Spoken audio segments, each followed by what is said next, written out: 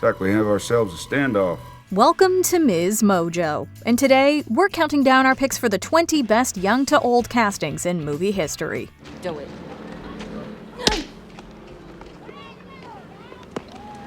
Okay, some of them are going home. Number 20. Eric Lehnsherr / Magneto, X-Men First Class. If you're in there, I'd like you to know that I agree with every word you said. We are the future.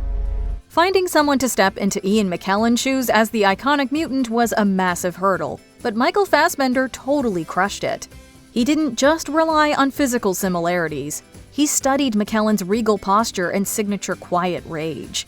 As the prequel films progressed, the younger actor naturally evolved his accent and mannerisms, slowly bridging the gap toward the older character's persona. Both performers project immense pain masked by ruthless determination. It's incredibly easy to believe that Fassbender's tormented survivor eventually hardens into McKellen's jaded radical militant. This dual performance basically set a new gold standard. There are thousands of men on those ships, good, honest, innocent men. They're just following orders. I've been at the mercy of men just following orders. Never again. Number 19. Natasha Romanoff, Black Widow. What happened? She fell on her knee. Oh, you bumped your knee? Oh. When casting the childhood version of the MCU's fiercest assassin, finding an actress to match Scarlett Johansson's formidable energy was crucial. Ever Anderson totally knocked it out of the park in Black Widow. She perfectly embodies the same fierce, protective spirit that defines Natasha Romanoff's adult persona. Anderson doesn't just look the part, blue hair aside. She also mirrors Johansson's grounded, no-nonsense physicality. During the tense opening sequence, the young actress displays a heartbreaking blend of vulnerability and hardened survival instincts, making the transition to Johansson's seasoned Avenger completely believable. It's a stunning and emotionally charged performance that flawlessly sets the stage for the beloved heroine's long journey toward redemption. I don't want to go back there. I want to stay in Ohio. You can't take her. You can't. She's only 6. Number 18. Spock, Star Trek. Damn it, man, I'm a doctor, not a physicist. Are you actually suggesting they're from the future? If you eliminate the impossible, whatever remains, however improbable, must be the truth. How poetic. Zachary Quinto's casting alongside the original Vulcan, Leonard Nimoy, was a stroke of sheer genius. The reboot brilliantly uses time travel to allow both actors to play the iconic character simultaneously. Quinto masterfully adopts Nimoy's precise diction, rigid posture, and subtle eyebrow raises. He honors the original performance while injecting his own youthful intensity into the mix. When the two Spocks finally meet on screen, the resemblance and shared mannerisms are genuinely uncanny. Nimoy's wiser presence perfectly complements Quinto's emotionally conflicted younger self. The passing of the torch felt incredibly respectful, proving that Quinto was the absolute right choice to carry the legacy forward. Since my customary farewell would appear oddly self-serving, I shall simply say, good luck. Number 17. Eddie Kaspbrak, It and It Chapter 2. I think it's great that we're helping the new kid, but we also need to think of our own safety. I mean, he's bleeding all over, and you guys know that there's an AIDS epidemic happening right now as we speak, right? Me and my mom's friend in New York City got it just by touching a dirty pole in the subway, and a drop of AIDS blood got into his system. We're hanging now. We're hanging now. While the entire Losers Club boasts phenomenal young to old casting, the transition from Jack Dylan Grazer to James Ransone is god tier. Grazer brought a fast-talking franticness to young Eddie Kaspbrak that became an instant fan favorite. When Ransone took over the role for the sequel, he didn't miss a single beat. He perfectly mimics Grazer's rapid-fire delivery, panicked facial expressions, and twitchy body language. The physical similarity between the two actors is genuinely astonishing, but the shared high-strung energy is what really sells the performance. Watching Ransone bicker with his friends feels exactly like watching Grazer. And what if you hydroplane? I'm not gonna hydroplane. It is my job to assess risks, so please trust me when I tell you that statistically speaking, I am much more likely to get into an accident because I am talking to you on the phone. All right, I have to go. I will talk to you soon. Goodbye. Number 16. Rose, Titanic. All right, you have my attention, Rose. Can you tell us who the woman in the picture is? Oh, yes. The woman in the picture is me. Hollywood veteran Gloria Stewart stepped up to play an older Kate Winslet, and what a job she did. Playing the centenarian version of Rose, Stewart effortlessly projects the same exact wit and underlying defiance that Winslet displays in the flashbacks. Of course, their shared bright blue eyes and similar facial structures also help sell the visual illusion. Stewart earned a well-deserved Academy Award nomination for her poignant portrayal, reflecting the deep emotional scars and enduring love that Winslet established in the core of the story. Watching both actresses navigate the character's journey makes it remarkably easy to view them as one resilient woman. It's been 84 years, and I can still smell the fresh paint. Number 15. Noah Calhoun, The Notebook. You want to dance with me? No, Why not? because I don't want to. Noah? She's with us. For this romantic drama to work, audiences had to believe that Ryan Gosling's passionate youth would age into James Garner's steadfast devotion.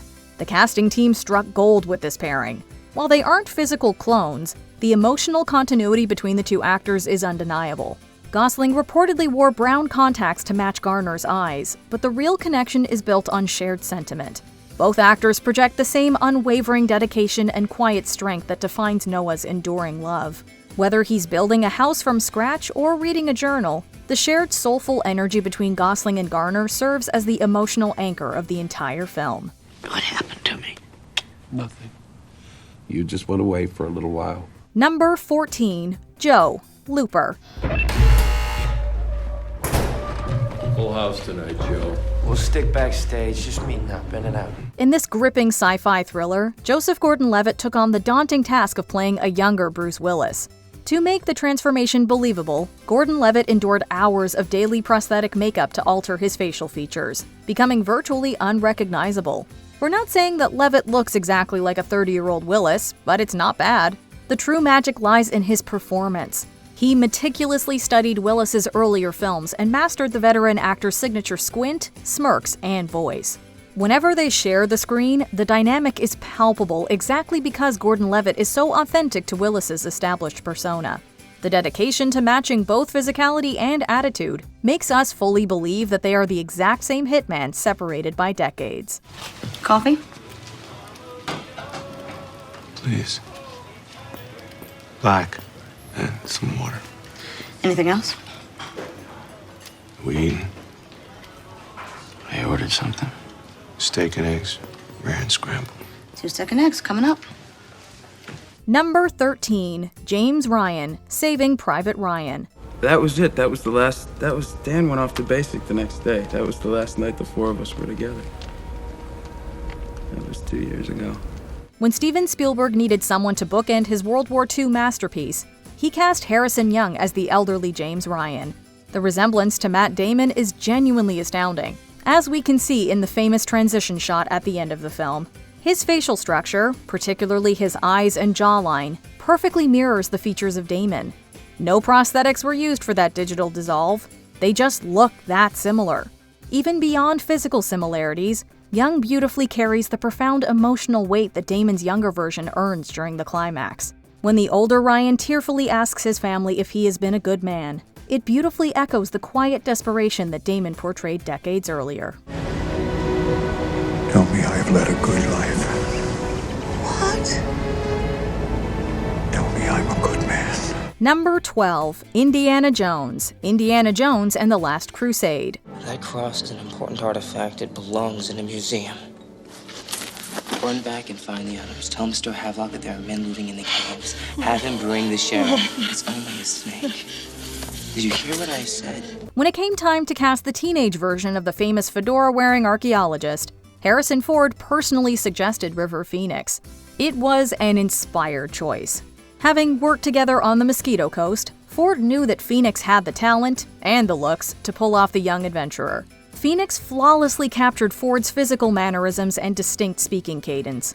From the signature crooked half-smile to his intense gaze, the young actor perfectly embodied the spirit of Indiana Jones before he became a seasoned explorer. The prologue remains a fan-favorite sequence that beautifully bridges the gap between the character's youthful exuberance and his famous whip-cracking future. You lost today, kid. But it doesn't mean you have to like it.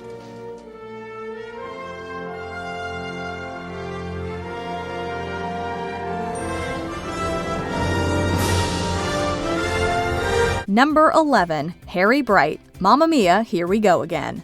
I was told you couldn't come. Why the hell are you here? I'm a spontaneous person. No, you're not. No, I'm not. If we didn't know any better, we'd say that Hugh Skinner was Colin Firth's son. Playing the younger version of Harry Bright, Skinner nails Firth's signature stuttering charm and stiff, overly polite British mannerisms.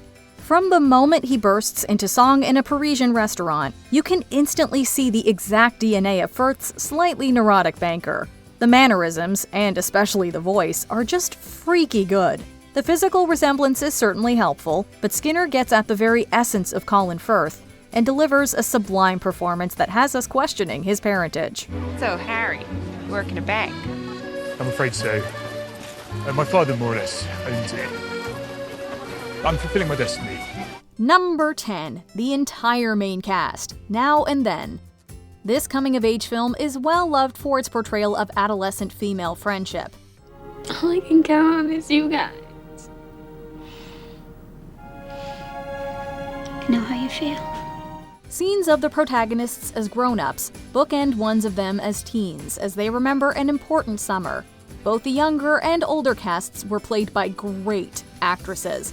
Gabby Hoffman and Demi Moore, Christina Ricci and Rosie O'Donnell, Ashley Aston Moore and Rita Wilson, and Thora Birch and Melanie Griffith are all perfectly matched. She really is beautiful. You know, kind of looks like Rush Limbaugh. The adults actually reportedly screened footage of their younger counterparts to help them perform in a way that would match, which definitely paid off. With such an amazing ensemble, it's impossible to choose just one duo. They all do such a great job that following the characters between time periods is easy. This is the one night when the barrier between the dead and the living can be broken. I read it in the Encyclopedia of Supernatural Phenomena. You are so weird. I'm in. Yeah, me too. Number 9. The Sanderson Sisters. Hocus Pocus 2. Actresses Taylor Paige Henderson, Juju Brenner, and Nina Kitchen probably weren't even born yet when we met the Sanderson Sisters in the first Hocus Pocus. Trim him of his baby fat. Mr. Capital, give him fur black as black, just like this. That's wild to think about, considering their characterizations in the sequel are absolutely spot on. The young trio perfect the postures, hand gestures, and vocal qualities of Bette Midler, Sarah Jessica Parker, and Kathy Najimy. Surprise! This is the worst day of my life! You instantly recognize Winifred's unique movements, Sarah's wide-eyed, vapid look, and Mary's one-sided smile. They commit as fully to the hilariously over-the-top witches as the more seasoned actresses, and the result is truly magical. Open the door! We're not here! Number 8. Agent K, Men in Black 3. So really, we need to go right now.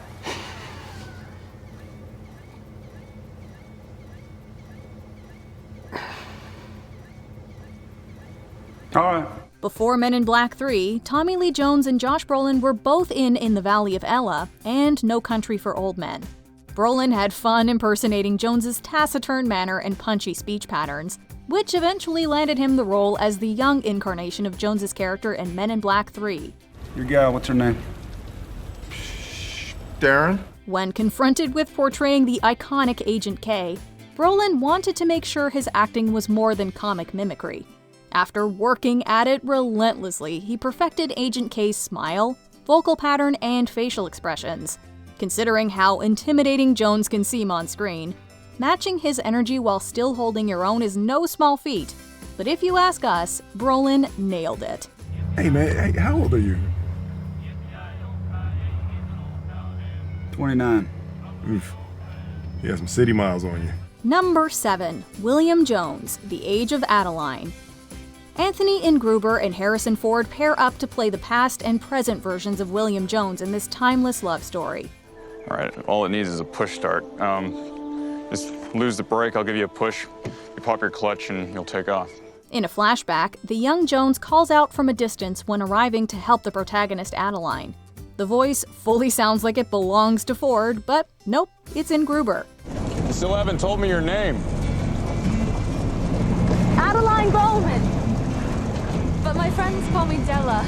That's beautiful. Funnily enough, the latter actor had already perfected his impersonation of the former's Han Solo on YouTube before landing this part.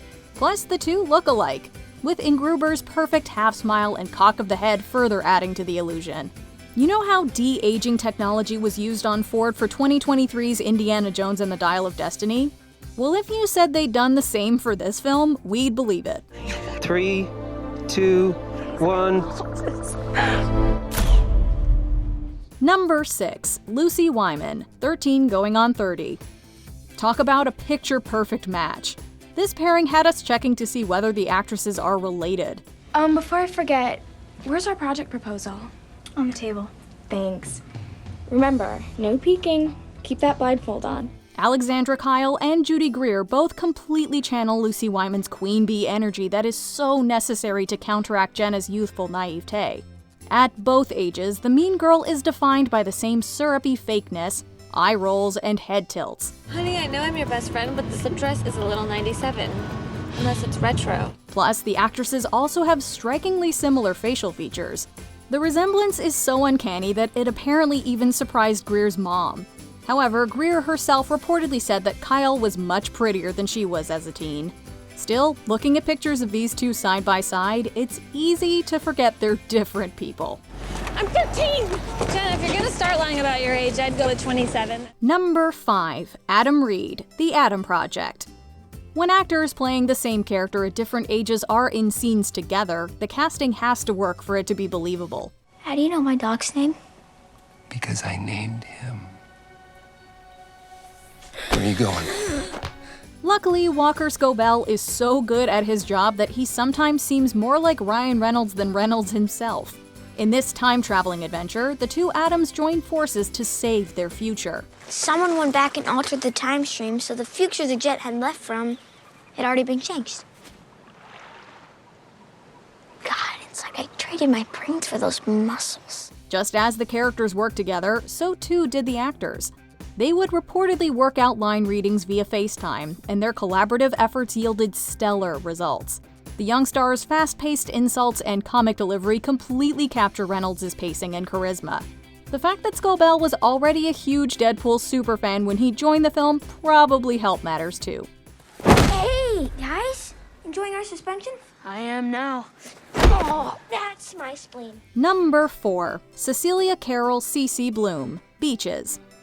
A dramedy, Beaches traces the unlikely friendship of the charismatic Cece and the more reserved Hillary.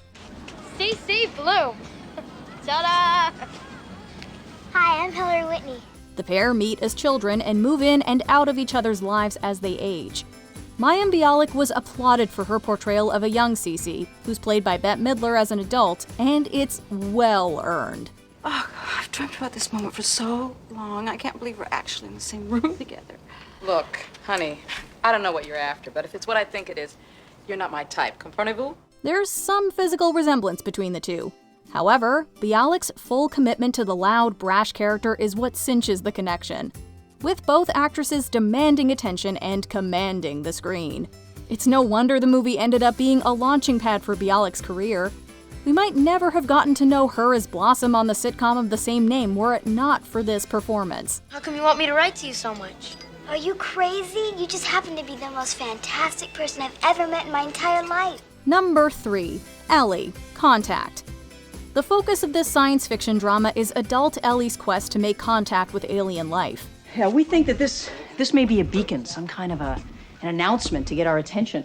Well, if it's attention you want, I think you got that. This older version of the character is played by Jodie Foster, with her usual stunning skill. But we also see Ellie's childhood, which provides insight into her character as her early relationship with her father is essential to the climax of the film. Pensacola, where's Pensacola? I'll give you a hint. Orange juice. Copy that, K4WLD. How's the weather down there in Florida? These emotional moments are portrayed beautifully by Jenna Malone. Not only that, it's extremely clever physical casting. The actresses share many features, which becomes apparent in the scene where Ellie is transported through wormholes. The older voice and face briefly morph into the younger version, and it feels seamless. They should have sent a poet. It's so beautiful. Number 2. Lila Wittenborn, Evening. When Mamie Gummer auditioned for Lajos Koltai, the director of Evening, he knew she'd be the perfect Lila Wittenborn. He didn't even know Meryl Streep was her mom. I don't think that you're in love with Carl. I think you're in love with Harris. That's ridiculous. Gummer was able to shine on screen as the society woman set to marry a man she didn't love. It just so happened that there was a scene with an older version of Lila. Who better than Streep for the role? The renowned actress signed on for the project, and honestly, there was no better choice for the part. Are you Anne's daughters? Yeah, I'm Nina. I'm Constance. I'm Lila Ross, and I'm an old friend of your mother's. The real-life mother-daughter duo obviously share a striking physical resemblance, as well as a certain energy and essence. So watching them as two versions of the same fictional character seems like the most natural thing in the world. And did Buddy take you down to the beach? Oh, yes. I met Harris. What are we going to do with those Mortimers?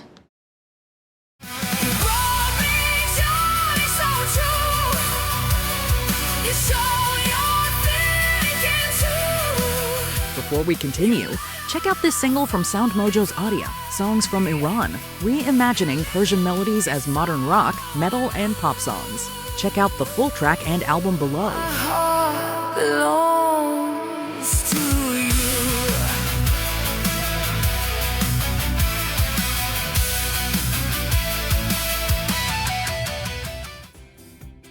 Number 1. Don Vito Corleone, The Godfather and The Godfather Part 2. Robert De Niro and Marlon Brando were the first two actors to win separate Oscars for playing one character, though Brando refused the award. But let's be frank, you never wanted my friendship. And you were afraid to be in my debt. In other words, their portrayals of Vito Corleone are legendary, and for good reason. Although the older version of the character was introduced first, it seemed like a natural progression from the younger. Brando created the famous persona, while De Niro took that role and removed the heavy burdens of a full mafia don.